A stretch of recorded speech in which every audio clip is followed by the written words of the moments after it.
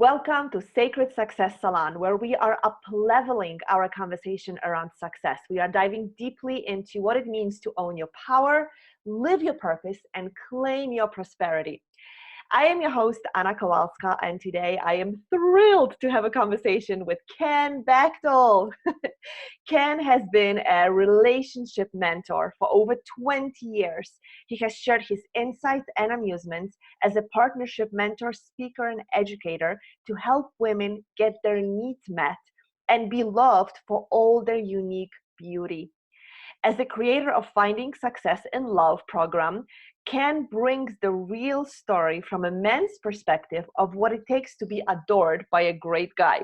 He's also a creator of and the host of a wildly popular Speaking of Partnership podcast, which I was honored to be a guest on.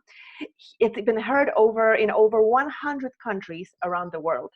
Ken interviews world's leading relationship experts so you, the listener, can learn from their personal stories of partnership pitfalls and payoffs. Welcome, Ken. Hey, Anna, great to be here. Thank you. Thank you. The reason why I wanted to have this conversation with you is because, wow, needs are so powerful and such a huge component of getting what we actually want. But before I go there, I want to start with this. What is your definition of success? My definition of success. That's a great question. I would say my definition of success is living your life fully in alignment with your truth, whether it be professionally, personally, in your way you take care of your health and your body, the way you interact with your community, but being able to really be aligned with what's true for you, even in the face of maybe that doesn't align with your culture, maybe that doesn't align with, the family you grew up in or what have you, but being true to yourself, to me, is success. Which is why I have you on a show today. Because it's being true to yourself. It's a necessity. It's a pillar, foundation actually, of living on purpose. So would you mind sharing just a little bit about your story and how you learned about what your purpose is and what it took for you to step into it? Yeah, I fought my purpose a lot. A lot. So I actually was first started working with people around relationships in 4th grade. Wow. Yeah, 4th grade, 8 years old. Wow. I was just that guy that people came to. Like, I had an older brother and his friends would be dating, whatever that is, 6th grade or whatever it was. But they'd come ask me for advice. I don't know why. They just did. And this always continued. And it was the most natural thing in the world to me. It was just so like, I don't know why. I just had information that was helpful and people knew that and they were drawn to me for that. And yet I kept going, I need to go do a corporate job. I need to go do all these things. And I would take little forays. Maybe I'd do some of this work on the side or teach some classes. And, I remember the first time I taught a class I created called All About Men for Women. And it was to help women understand men energetically and our operating system and how we behave so you wouldn't be so, totally amazed by why we don't do what you think we would do. Mm-hmm. And it was a huge success. There was like 40 or 50 women showed up. I didn't really even promote it and it just filled itself up. And so, of course, great success, really excited, had a blast doing it. And I stopped doing it. Like literally never offered it again for like a year. And I realized I had this pattern of, I dive in one direction, go, I got to do this. I just can't not do it. And I'd go that way. And then I just pull the plug on it. Even though you knew this was the right thing for you to do. Yeah. Yeah. Yep. So you pull the plug on it, and then what do? So it could be anything. Like in those cases, I was doing this on the side, it was just kind of an extra thing I did while I worked in the corporate world. But then there were even times where I went off and, let's say started this is a full practice where I was going to make this my living. Mm-hmm. And I'd have some success. And then maybe it wasn't going quite the way I wanted or the way I thought it was supposed to. And I'd freak out and go, oh no, this isn't going to work. This is crazy. And I'd go back and get a corporate job. And every time I did that, which happened multiple times, every time I did that, the time I actually had any joy in that corporate job cut in half every time. And the last time I was in a corporate environment, it might have been 6 weeks, and Wow. I was already bored with it. And why am I doing this? And I realized if I did this again, because I considered it, because that was my pattern, right? That was my safety net in my mind. Mhm. And I was like, I'll be happy for like 6 days. It's going to take me longer than that to get the job. Why would I bother? And so I just, buckled down and bit the bullet and stayed true to my truth, and I've had that success ever since. But I had to get past that. There was always a back door. Ah, I have to. Can you say that again? I just had to get past knowing there was a back door, because I always had that back door. I could go get a job, no problem. No big deal. They were never like, career type jobs. They were just a job. They paid the bills. It was safe. I had benefits, so on and so forth. So I was like, oh, this is better than being out there risking not knowing where the next success is going to be. And the truth was that was a lie.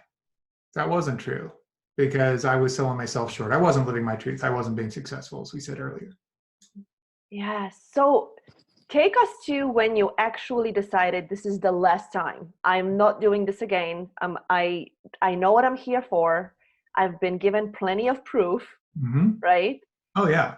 Finally, this is the last job that I'm not going to test. No more backdoor. Take us to that moment. Well, it's interesting because I was trying the back door and I found out it was locked. And what happened was I had applied to a company and got a response back from their HR director. And he literally wrote, "You wouldn't be happy here. You need to be an entrepreneur." Wow. So somebody he could see the pattern that I'd been doing. And he was just like, I would love to interview you, but you wouldn't be happy here. There's no way. Wow. You're clearly an entrepreneur. Stay the course and get where you need to go. And that was where I felt like, oh, so even though I haven't decided to own it yet, the corporate world has. And it's like, you're not welcome here anymore. You aren't going to stay. This isn't your place. Go do your thing. Yeah. Wow. Sounds like a messenger. Yeah. For you. Yeah. Yeah. And it's funny because I know the company, and every once in a while I'll drive past their offices and I'm just like, I wonder who was in there. Who was that person that wrote me that thing that said no? Wow. That's amazing. Mm-hmm. So how long ago was that?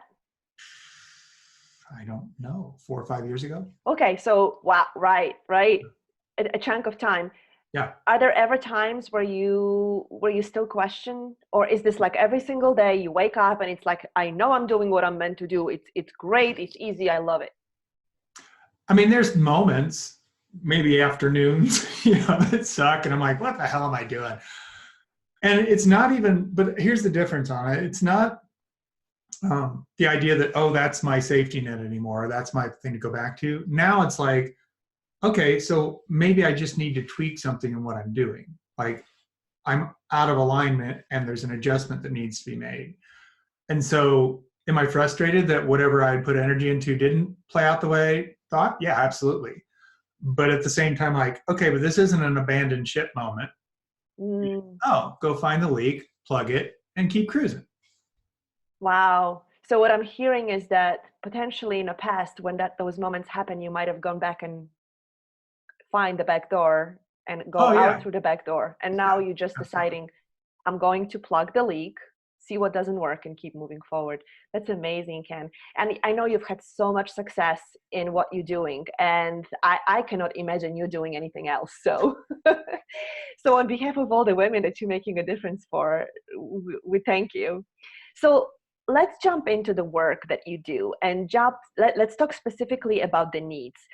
Because like I said at the beginning of our conversation, the reason why I wanted to have you on the show is because you are such an example of somebody who's new at 6 years old, right?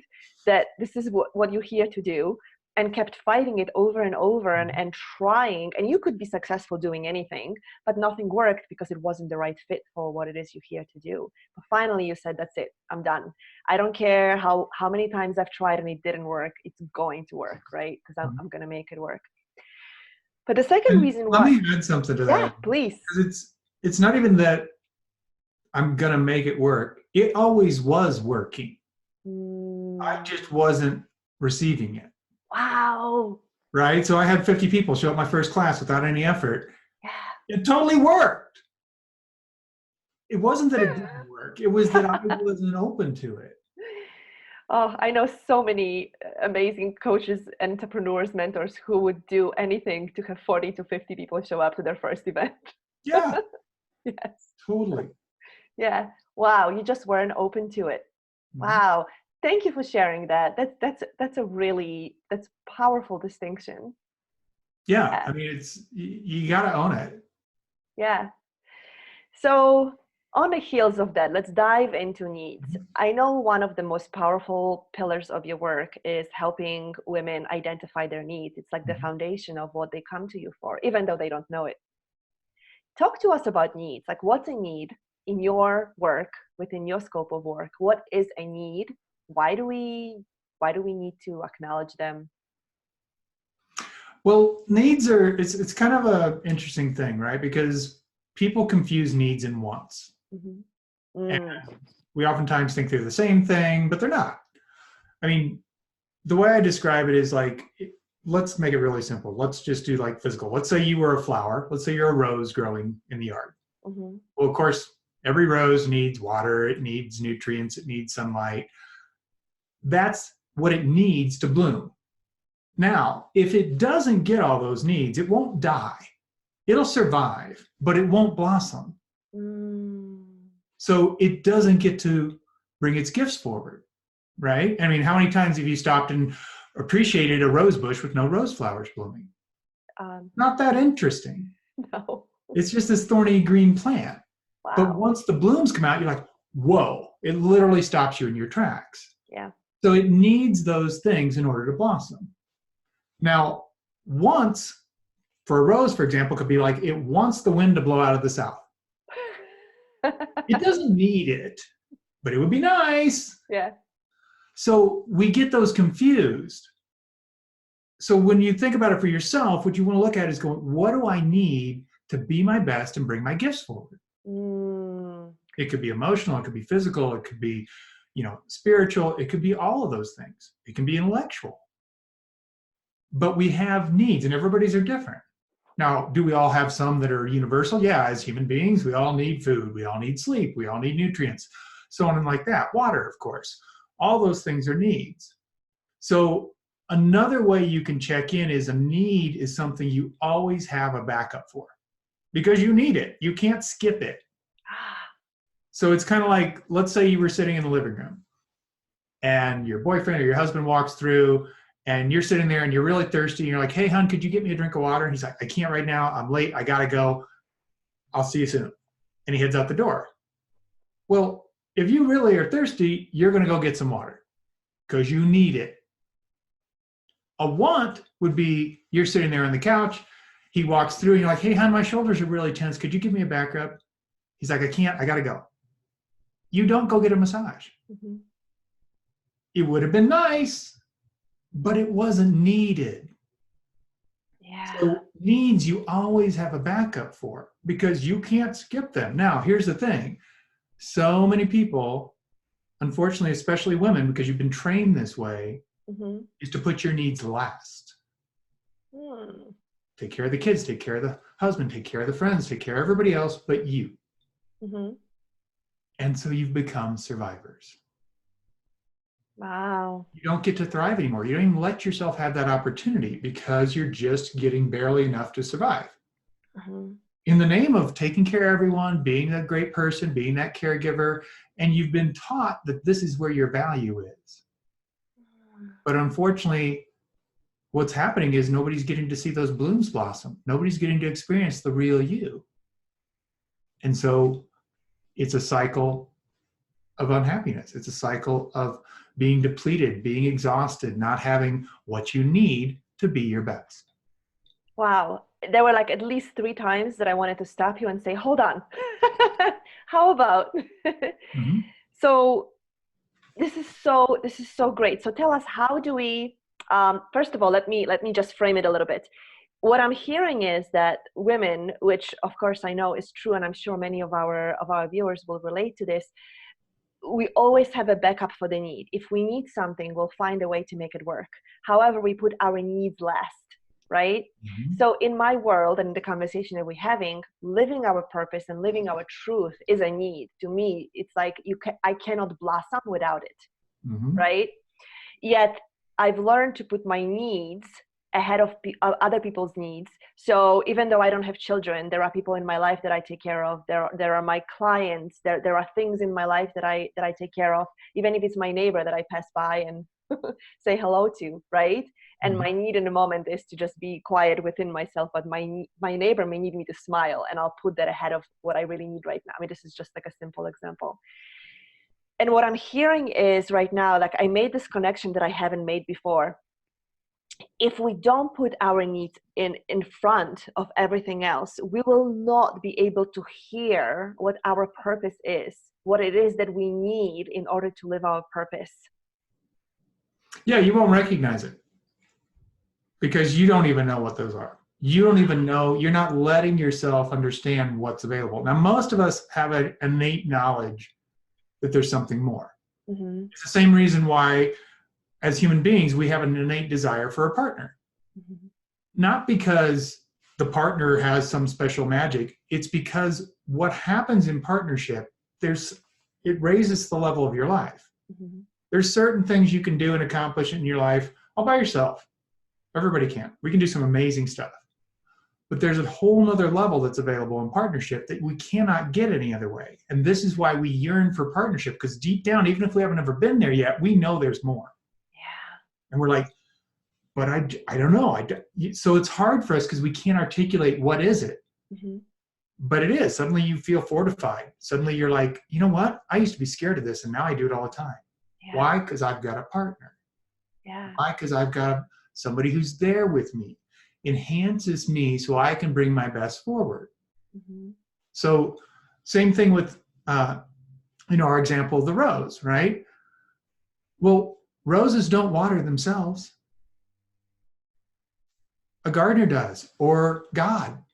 Somebody is their partner in them being their best. Yeah. It does not happen by itself. Yeah. Roses, actually, they found out roses will grow in literally every climate on the planet, but they only bloom in some of them. Wow. So you can plant a rose in the Arctic and it won't die. They're extremely hardy, but they won't bloom. Or they'll barely pop out this little bitty blossom. That's a great metaphor for the conversation we're having on this show, right? Like they'll bloom. We can survive anywhere in any circumstances of life. But in order to bloom to our purpose, to our prosperity, to our power, we need certain circumstances. Wow, Ken, that was great. I didn't expect that. So, two things. First, I want to just shed a light on what you said about partnership, because I know that in your work, you work with women, helping them understand themselves better so they could be a great partner and then attract the kind of partner that's going to be that support, not even a support, but it's going to be like the person who's going to help them be their best self, right? Mm-hmm. Or bring up that bloom to even bigger expansion. But what I'm hearing also is that the same rules would apply if we want to be in partnership. I called it a relationship right before we got on this recording, and you corrected me. You're like, I'll bring up the partnership. So I'm going to go straight there because I do agree. So, and please feel free to explain difference between relationship and partnership. But I see the same connection in creating a partnership or relationship with your purpose, your soul, spirit, what universe, whatever you call that's guiding you to step into your greatness. The same rules apply, right? Absolutely. You have to own your needs to know what you are aligning with, and then ask for that to be in a relationship, to be in relationship with that, right? Yeah, because I mean, this is how you identify your partner. Your partner is thrilled to support you in your needs. Because you can't wait to experience that best version of you. Yeah. Right? So it's like that's what makes them a partner. Now, when they're not, that's fine. It doesn't make them bad. It doesn't make you bad. Mm-hmm. It just means it's not a match. Yeah. So same thing, we'll use our flower analogy. You can plant it in any kind of soil. There's certain soils that it grows better in. I used to live in Portland, Oregon, and they have this huge rose garden, this test garden. I don't remember, there's 200, 300, 400 different kinds of roses. Now, to the average person like me walking through there, they're just a bunch of beautiful roses. But I was talking with one of the volunteers that cares for them, and they're like, oh no, this one has to have this pH in the soil, this one has to have that, we can't put those near those, because they each have these little nuanced differences. Now, think about this for you. You've got a garden, you want to put a rose bush in it. Do you just go blindly take any rose bush? No, you take the one that inspires you to tend to it. Oh my gosh, those blooms are so beautiful. Yeah. And it's super high maintenance, but I don't care. Because that's not high maintenance when it's in alignment. Yeah. Wow. High maintenance is when you're not in alignment. Somebody's trying to get somebody to do stuff that they're not really invested in. It's like, but if I can't wait to see that rose bloom, I don't care if I have to go out there and put an eyedropper of water on it every 3 hours. I'll do it. And we've all heard of these people that are fanatical about a certain flower. Orchids is a big one, right? High tendons, they got to do all this stuff to them. They don't care because it's so important to them. They want to bring that, help nurture that. This is what our lives are about. And same thing with the divine, or however you want to see it.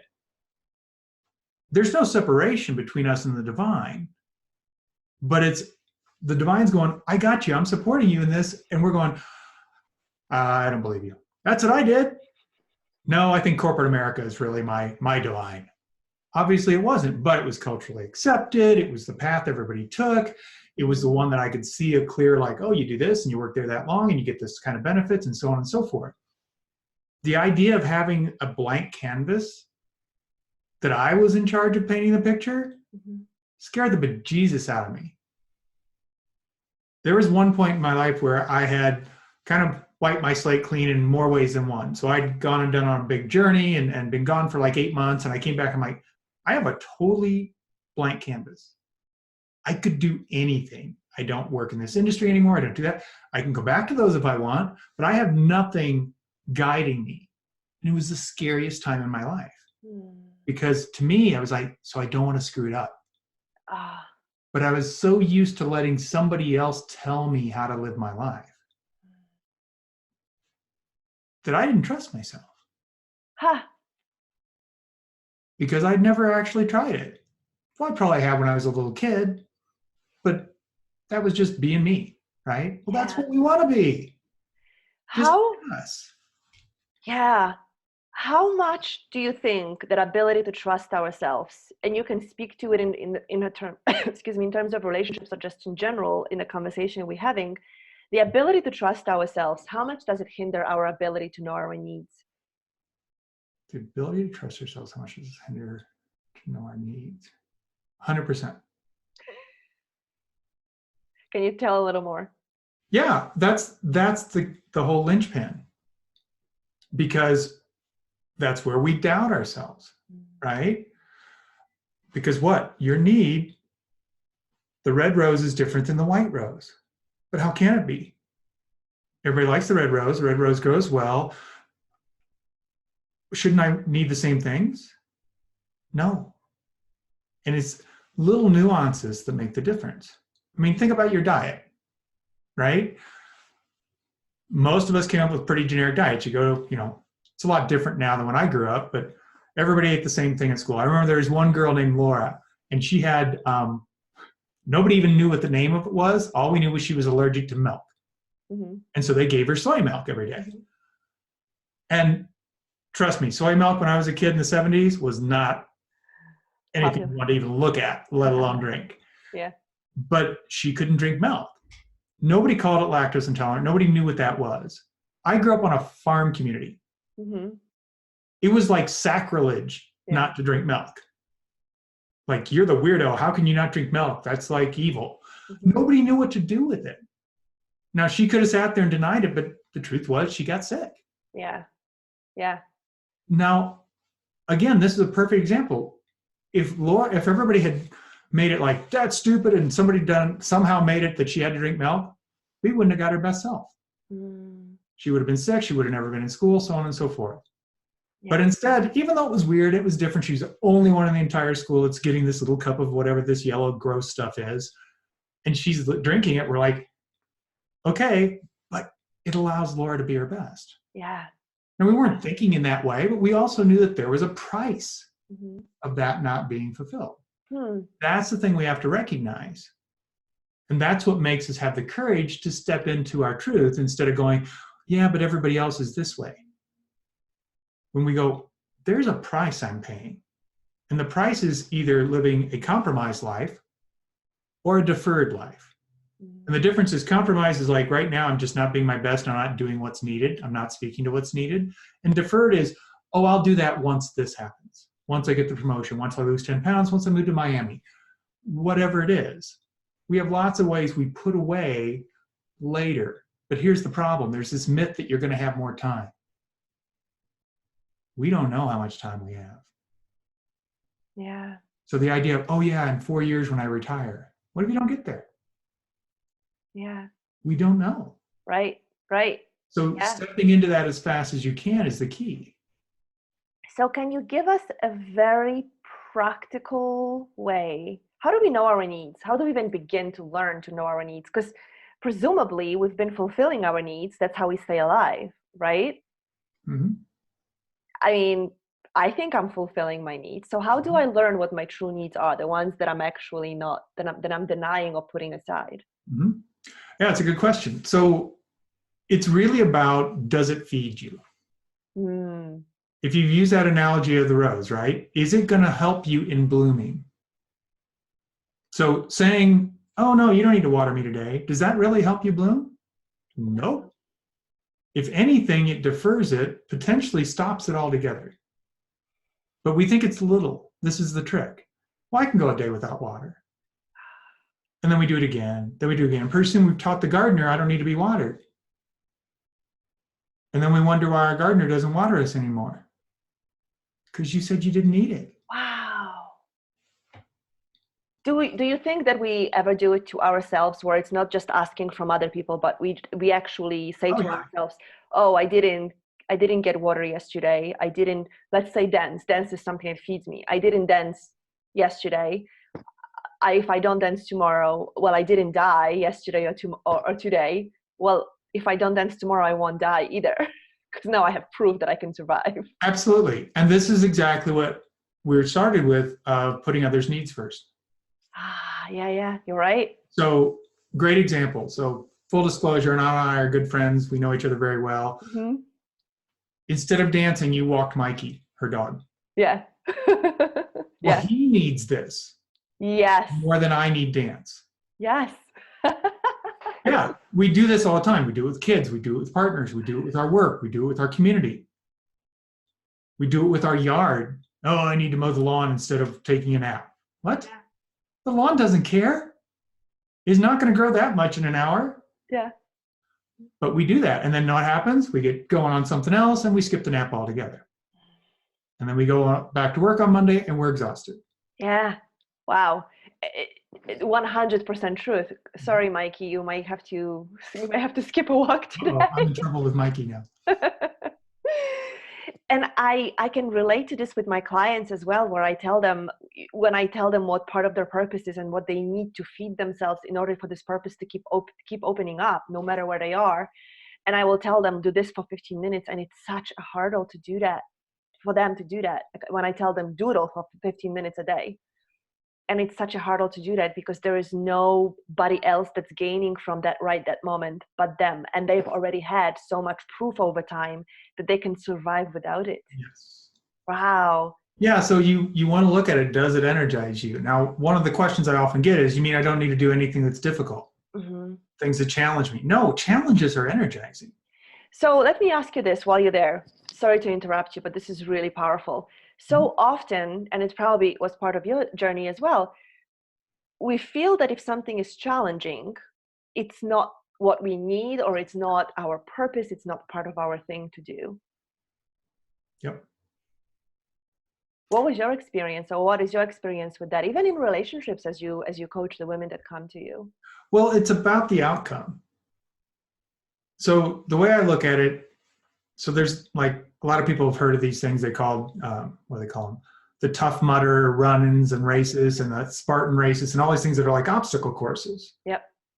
Life is just like that. Now, if you went to the start of this line and you didn't have any association at all of what the payoff would be at the finish line, you'd go back and get in your car and go home. Like, why would I go, crawl through the mud and climb over walls and whatever else they do, jump over fire? I mean, this stuff's pretty intense. Mm-hmm. But the people do that because they know the payoff, that feeling they're going to have crossing that finish line, that accomplishment, that success, that camaraderie is worth it. Mm-hmm. And that's where it's like, yeah, it's challenging, but I know that it's worth it. I know this is going to feed me. I'm going to be a different person on the other side of this challenge. Yeah. Whether it's having a difficult conversation. I was just on the phone this morning with a woman, and she's like, I said, how much of this stuff has been going on longer than just the last couple months? And she goes, a lot of it. If I'm honest, a lot of it. And I said, yeah. So now you finally got a smackdown that said, you guys got to address this or you're in trouble. Yeah. Yeah. And they both know it. Mm-hmm. But when you've avoided something for so long, like you said, we're convinced, well, it's okay. I can survive. It's been okay so far. Yeah, it's not that bad. We're better than a lot of people. All these different comparisons. Who cares? If a rose without ever blooming, right, just the rose bush, mm-hmm. was comparing itself to the rose that's blooming next to it, it would never even bother. Yeah. It can't understand what it has inside. It doesn't know it's got an even more magnificent bloom. Wow. Yeah. Comparison will kill your progress. Yeah. Comparison's the death of joy. It is. You will start going, well, who cares? Yeah. Because it's not about being the same. It's about being unique. And purpose is one of those things that's so challenging because people want to have an example. Yeah. I want to see where else is this done? Where else is this successful? Mm-hmm. It isn't. It's your purpose. It's not everyone's purpose. Yeah. And that's the challenge, is we got to trust that and go, I know this at my core, in my bones. I can feel when I'm doing that thing. Your example of dance. You can't explain what dance does for you to anyone. And there might be some people, even if you try, that would be like, yeah, I kind of get it. But they don't get it viscerally the way you do. And they will have their own visceral experience of whatever that is. Yeah. And that's what we have to pay attention to. Our purpose isn't in our brain. It's in our heart. So we can't think our way into our purpose. We have to feel it. That was amazing. That was amazing, Ken. It is.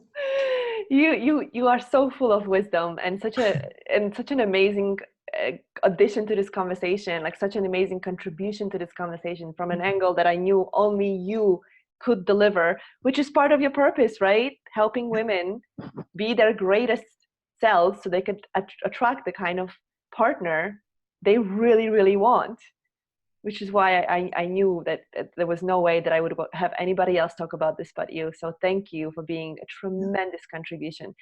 Yeah. So let me clarify something real quick, because you said it a couple of times, and yes, there are listeners that may or may not know me. Yes. I've talked about that I work with women, and I do. And the reason I do that, because women will say, well, why don't you help guys? They need help too. Yeah, they do. 100%. What I've found in doing this for over 20 years now is the biggest challenge is that niggling doubt you have in the back of your mind.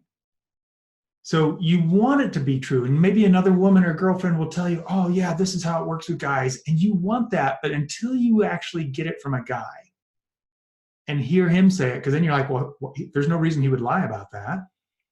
It takes away all those worries. Suddenly you go, I can move forward in this direction I've always known I needed to go. Plus, the reason I do it is I can give that reflection of, you know what, when you said that, here's how it landed for me as a man. Mm-hmm. Because our intention isn't always how it's received. Yeah. And we are wired different. Mm-hmm. So, as Anna said, I work with women for that purpose. It's not because guys don't need help. And I wanted to be clear about that, because so many times people are like, how come it's always on us? There's plenty of stuff for guys to do. Mm-hmm. And there's plenty of offers for them. You don't see those because you're not a guy, so nobody advertises it to you. Right. But trust me, it's out there. It looks different. It feels different. We learn different. Yeah. But I wanted you to understand that, because that's my purpose, is opening that window so that you're not sitting there going, well, I wish that was true. And maybe, because if you have that doubt, you won't step into it. Yeah, it's You're beautiful. still afraid. It's like, that's a trap. Yeah. That's a trap. And my job is to make sure you're clear. That's not a trap. It's actually where your power lives. Yeah. Wow. And again, speaks to you are doing what's yours to do Mm-hmm. this lifetime. It wasn't yours to teach men how to be in a relationship. It was yours to be a mentor to women. Yeah. And the way that you are designed, the way that you show up in the world, is to make women feel comfortable with the work that you do. So you couldn't do anything else, and nobody else could do it the way you do. Thank Exactly you. right. Yeah, no, thank you. That's beautiful. That's amazing. So as we part ways, is there anything that you'd like to add that I didn't ask you about? I would say the biggest thing to remember is, one of the challenges with our needs is we tend to, and men and women do this both, we think they're obvious. Hmm. Well, of course everybody knows I need that. Why? It's obvious. Everybody needs that. No, everybody doesn't need that. You need it. Now, there are some things that, yes, we all need water, but everybody needs a different amount. Mm-hmm. Some like it warm, some like it with ice. There's all these different nuances. Mm-hmm. So anytime you find something and you find yourself going, well, that's obvious, I won't mention that. Mention it.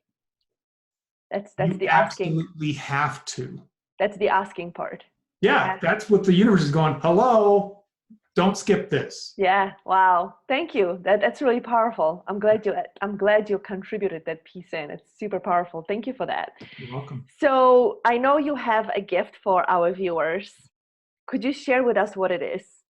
Yeah, absolutely. So what I have for you is a little ebook I put together. It's actually longer than I expected when I wrote it, because you can tell I can talk. And it's what I call the passport to partnership. So it's literally going over what I call the 4 pillars of partnership. And this is what's required for you to be the best partner. It doesn't exclude him from doing his part, but you can't do his part. It's so you can know you're showing up to your best, being your best self, and it starts with your needs. So you've got to have those. That's one of the first pillars. But if you don't have all 4 of these, you're like a table with a light broken off. Mm-hmm. Not so good. Doesn't work. Yeah. Might work if you leaned it against the wall, right? But it's not going to work on its own. Mm-hmm. So this is why you have to have all 4 of these in place. And it's going to walk you through exactly what they are and those steps to take. Beautiful. And again, that tool can be used for a relationship, or it can be used for a partnership, in any kind of partnership with your purpose, partnership with your people around you, supporting you and creating what it is that you want. So that's amazing. With yourself. Well, thank you. Yes, beautiful. Mm-hmm. So there is a link to your gift right below this video, and I'm inviting everybody who's watching, go and download it. I've tried it. I've worked with Ken before, and it's so powerful. It's amazing. And of course, there is a module about needs, which Ken goes even deeply into how to identify your needs and what to do with them. So thank you so much for your generosity. Thank you for sharing. You've been amazing. And as we wrap up our conversation, I have a 2-part question. One, right now, what would you say to yourself 5 years ago? What did I say to myself 5 years ago? Mm-hmm. Yeah. What would you say to the self that is now living 5 years ago? Hang on, you're almost there. 5 years ago, yeah. Mm-hmm. Great. And part 2, what would you want to hear right now from your future self? So yourself 5 years in the future. Thank you. I knew you could do it. Oh, that's powerful. Beautiful. Thank you, Ken Bechtel. It's been an amazing honor to have you on the show. Thank you for your brilliance and your contribution. And everybody who wants to learn more, 1, download the gift right below this video. And where can they find you? KenBechtel.com. That's KenBechtel.com. Beautiful. Amazing. Thank you again for your contribution. And I'll see you guys at the next interview. Bye for now.